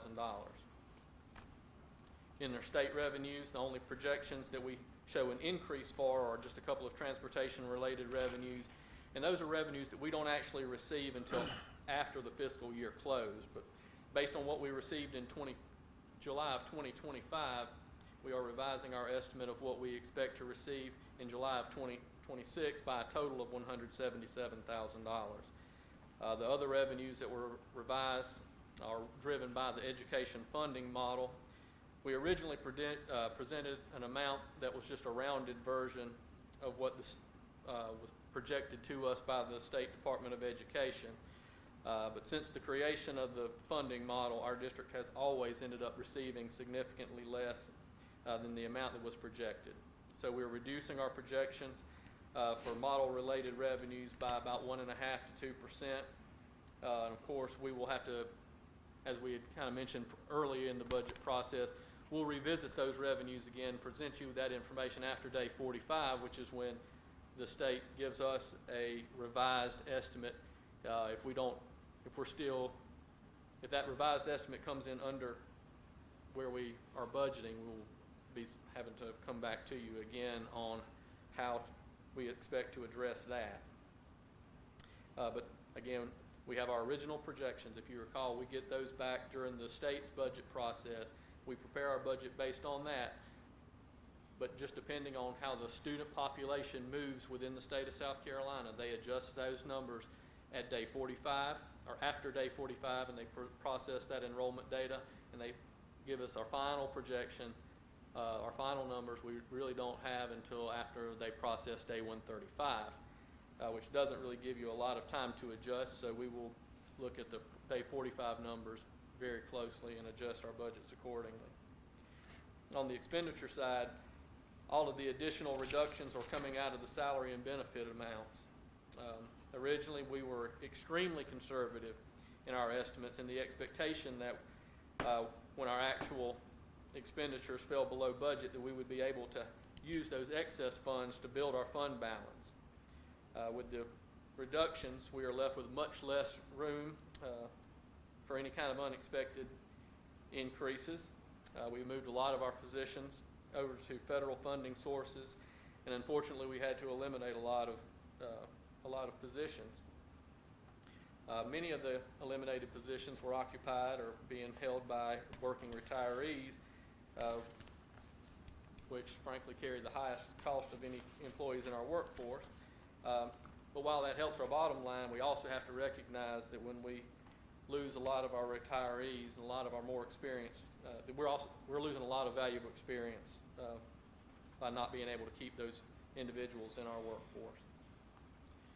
There are no other changes in the document that we're presenting for your approval. The salary schedule, supplements, and capital projects information are not changed from what was presented in June. The final document only reflects the changes from the prior year and not the ones from the more recent version of the budget. And that was so we can have a clean document that we will post on the district website. And again, as Dr. Penland mentioned earlier, that has to be done by September 1st. On salaries, we know salaries equals people. So of this $875,000 that was reduced from the original budget that was presented, what people? That Did was that equate included to? in that list of the $4 million worth of positions that we had cut earlier in the year. And so once we actually got the budget running and everybody allocated to the right account, we were able to notice that and recognize the move of those. We were able to reduce the budget in those areas.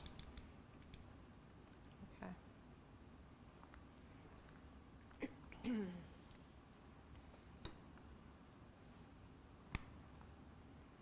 All right, so I know we need board action on this. Is there any further discussion before I do that? So if these items had been looked at prior carefully, like requested by the board, would we have not known that we could have reduced the budget by 1.8 million earlier in the year? Can you ask your question again? I'm sorry, I didn't quite follow that. So in June, this budget is 1.8 million less than what it was in June. Yes, yes. If we had not looked at each of these expenses and revenues more carefully prior to that June meeting, would you have not been able to find that this could have happened then? And we wouldn't be having this discussion now? Well, there were changes that were made to the, And I understand the county, I No, no, understand no, it that has that's nothing to do not, with that. I'm not asking Yeah. for that part. I'm just Yeah. saying, these expenses particularly, could they not have been looked at better then? well, again, I'll go back and say, we knew when we were presenting the budget previously that we were being extremely conservative in that, with the hope that once we, and there's also been a lot of staffing movement since then. Those original projections are made based on who we have in place and how we're staffed in April of, going into the budget season. So some changes have been made, a lot of changes were made to move people out of the general fund that were paid with their salaries and benefits were all paid with general fund dollars. Dr. Penland and Ms. Lacrose and I sat together and went through a lot of these positions to determine who she could absorb in some of her federal funds. And so we are eliminating a lot of potential expenditures for supplies and professional services and things in order just to absorb those salary dollars. So we knew we had room, a lot of wiggle room in the budget. But the hope was that we would come in, again, with more numbers more like these, and that those additional dollars would flow directly to the fund balance, which we know we need to build. Unfortunately, once we, start adjusting our revenues down to what we think are more conservative estimates, we really don't have that kind of flexibility now. We really have to watch how we staff our schools. I don't think that, and Dr. Penland could certainly speak more to it. I think that we're kind of bare bones on our educational staff at this point. I don't think we can really handle any additional cuts. But we only have the dollars that we have, and a lot of difficult decisions have had to be made on where we could shave expenditures to make this budget work. We know that this district's financial health has been damaged significantly the last couple of years, and we have zero option on continuing that path, and we have to build it back. So we were hoping that with that, using that conservative budget and still making the cuts that we thought we could get away with, that we would be able to start building back on the fund balance. But where we are now is based more on, because now we're operating, our schools are staffed pretty much where we expect them to operate for the remainder of the fiscal year. So these numbers are a lot more concrete and more tied to specific individuals in specific locations. And it still will require us to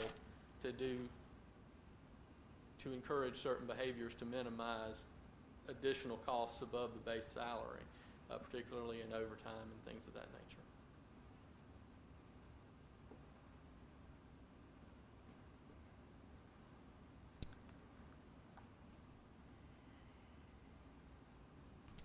Okay, we have our updated budget in front of us, and we would need a motion to approve the changes.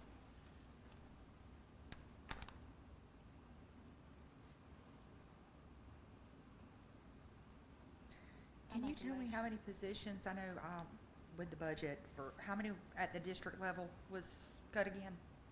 I would have to At the pull district that. office Yeah, I level? might have to pull that number because that was on that list and I don't remember off the top of my head. Okay. Because there were several parts and pieces, some were reduced and some were eliminated, so I'd have to go back and pull that.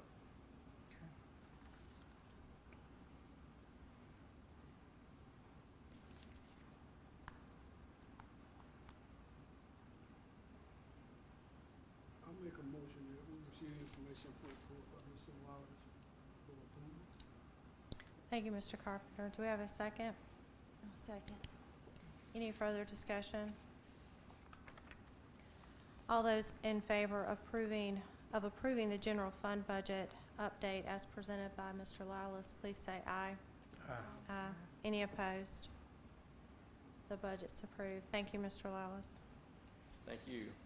And finally, our district procurement policy, which mirrors the state's model code, requires school districts develop a minority business enterprise utilization plan. You should have received a copy of the district's MBE plan with your packet this month. That plan, which is identical to the plan you approved last year, details the district's goal to ensure minority businesses are offered the opportunity to fully participate in the procurement process of the district, as well as the types of actions the district will undertake to encourage participation. In large part, this consists of reaching out to businesses that have been certified by the South Carolina Division of Small and Minority Business Contracting and Certification when the district is seeking quotes or bids. This plan is not a guarantee to utilize any particular business, just our efforts to solicit quotes and bids from minority businesses. Awards will still go to the lowest quote.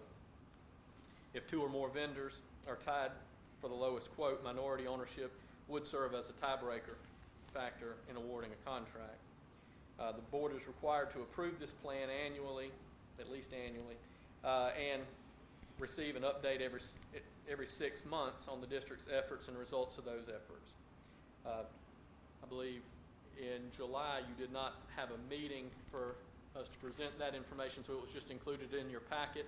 That information required no action. It was really just for your information. So just this evening, we are requesting your approval for the minority business utilization plan as it is presented. Is there any discussion? Yes. What, you have an idea what percentages of minority that we usually use? That would have been in the information that you received back in July. I know we exceeded our targets, but I don't recall the number. It's not with your information in the packet. It was sent out in our July, Thought I saw it, yeah. end of the year, Isn't it- I mean, end of the month update. Say it again? I think it was Yeah, on one of we've the got updates. it somewhere. Yeah, it was in the update. Since we met, I'm gonna make the motion that we, about the minority business utilization plan. Second. Any discussion?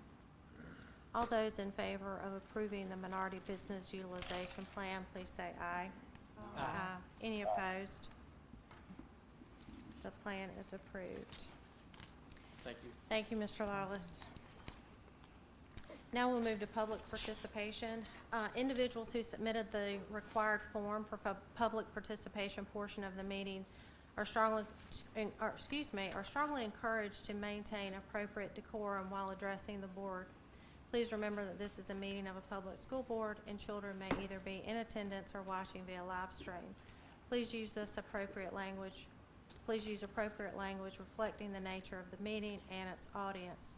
In pursuant to Board Policy BEDH, speakers may not offer objective comment or may offer objective comments on school operations and programs that concern them. The board will not permit any public discussion in any public session, any expression of personal complaints about school personnel, nor against any person connected with the school system. We have two individuals that have submitted forms to speak tonight, and the first I'll call up is Miss Julie Edwards. And you do have 3 minutes to speak. Will you work that out?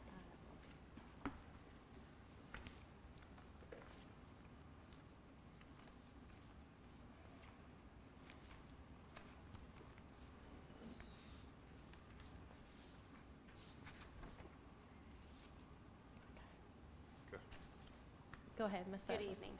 Good evening. Madam Chairperson Little, Lawrence 55 School Board Trustees, Superintendent Dr. Penland, and Assistant Superintendent Dr. Harris.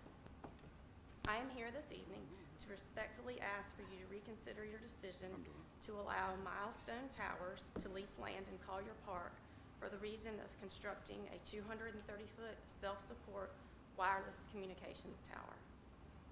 In April of this year, I received a letter in the mail that I assumed was just another one of those pieces of junk mail that I get in my mailbox every day. Upon opening it, I learned about Milestone Tower's desire to build a cell phone tower in Collier Park. My first thoughts when I got the letter were, why would they want to put something that we know emits radiation adjacent to 2 schools and a science center and inside the grounds of a park? I then grew concerned about my neighborhood and the other neighborhoods surrounding this area. Not only would hundreds of children and Lawrence District 55 teachers and staff be exposed to this radiation, but also the people living in the neighborhoods around the tower and the many people who enjoy the outdoors in this area. There was a QR code included with the letter to sign up for an online town hall meeting in May. I signed up for the meeting and attended on the designated day. I was shocked that there was only one other attendee on the call, in addition to Dr. Penland and Dr. Harris. I expressed my concerns about the health effects of the tower at this time. A school official on the call also mentioned a concern about the tower being within the vicinity of the fields at the park. The conversation was mostly squashed by the cell phone tower representative, as he said the radiation is monitored annually to check and make sure it's at approved levels. The call ended shortly thereafter, and the response I received regarding my concerns has plagued me ever since. After the call, I began researching the cell towers further, and these are a few things that I have found. There are no long-term studies to show what the effects of the exposure to this radiation may be. There are some short-term studies outside of the United States, one most recently in Germany released in 2024, that found residents who live closer to cell towers were therefore exposed to higher levels of RF radiation and had significantly more breaks and disruptions to their chromosomes. Also, some previous studies from Germany and other countries have linked proximity to cell phone towers with a potentially elevated risk for cancer. Another article states specific absorption rate limits set by the Federal Communications Commission nearly 30 years ago are outdated and need to be revised. These limits from 1996 account for only 30-minute exposures to radiation. RF waves can potentially interfere with several types of medical devices, including pacemakers and insulin pumps, depending on the strength of the waves. There are numerous school districts across the country that have passed resolutions to no longer allow cell towers or cell tower antennas on or near schools. Children are more vulnerable to RF radiation as they absorb it deeper into their brains and bodies. A child's developing body is more sensitive to environmental stresses. There are no studies on the effects of 5G networks. I've got another page, but I guess I need to stop. Thank you, Ms. Edwards. If you have the information that you can email it to Dr. Penland, you can email it to myself, and we'll make sure that the board can see the other information that you have. If I could just add one thing, I did have a petition signed by more than 50 people in the surrounding areas who are also in agreement with what I've spoken about today. Okay. Thank you. Thank you. Thank you.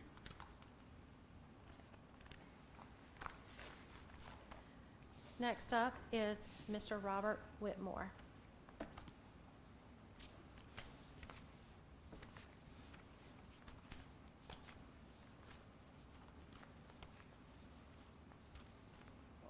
To the members of the board, I want to thank you for allowing me to be here this evening to listen to my complaints.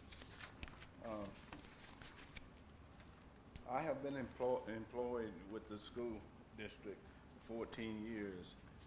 I attended high school here, graduated in the class of 78. So once a Raider, always a Raider. But I have enjoyed working here. But last year, things began to change. We got a new transportation director, and he didn't care how he talked to employees, young or old. It didn't matter. And so I got tired of seeing some of the older workers being disrespected. And so I talked to HR about the situation. And so immediately the next day, he gave me a fake, I call it a fake evaluation. I mean, he did it, and I did nothing to deserve a bad evaluation. It wasn't even time. And so, also, he had a bad habit of telling people, there's the door. You know, just, you know, if you don't like it, there's the door. And so, but he told me one day that if I quit chasing this woman, I could do my job. And I hadn't had any problems doing my job. You know, I don't know where that came from. And, you know, let's see. I reported him a second time, and this time he told me that I was going to have to be go through recertification, and that, you know, and I couldn't do it. Well, what was happening, every time they would plan, schedule me, it wouldn't happen. And it began to be like a game to them. They would just, you need to go and do recertification next week. And next week come, and never happens. The secretary, one of them, was a problem, is a problem. She emailed me she called me at my house and said that next week you got to go through recertification. But she, you know, and then finally she emailed me, said the same thing, and so she, you know, it was just a game. She called me one day to tell me again. I told her, I said, don't call me on my phone again when I'm off the job. Don't call me again. And you could hear her laughing in the background. It was just a game. Sir, was any of the others going through recertification or just you? Well, at the time, they started with me. Nobody had heard anything about recertification until they told me they're going to send me. Now, everybody got to go through recertification. We got guys up there now, but people like up there now who are driving but haven't went Well, for through. some reason, you was first. Exactly. Yes, sir. Well, Mr. Whitmore, thank you for coming to speak to us tonight. I believe you have shared some information that Ms. Branham left in our packets for us, and we're only allowed to we only allow 3 minutes for each speaker, and it's not customary for us to provide a response or an answer while you're standing here, but we will make sure that your concerns are followed up with, and we will be in touch with you. Okay, well, they'll tell you the story. Thank you so much. Thank you very much. Thank you. Now we do have an executive session on our agenda, so we will need a motion to move into executive I'll session. make a motion to move into executive session. I'll second. Any questions? All in favor, say aye. Aye. Any opposed? All right, we're now in executive session, or moving to.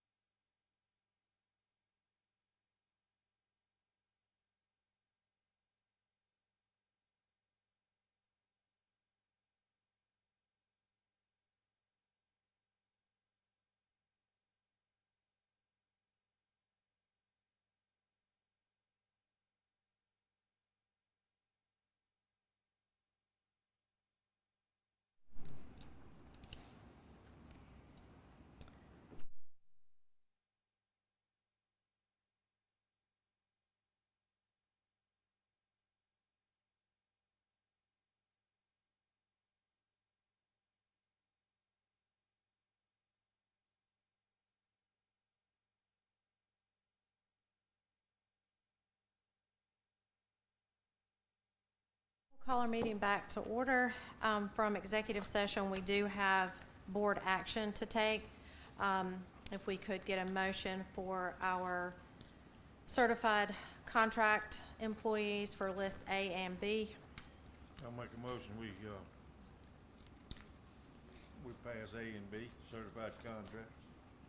I'll second. Is there any questions or discussion?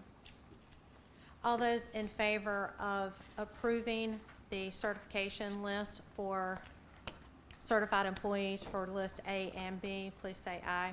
Aye. Any opposed? All right, the motion carries. And now with no further business on our agenda, we will adjourn. Thank you.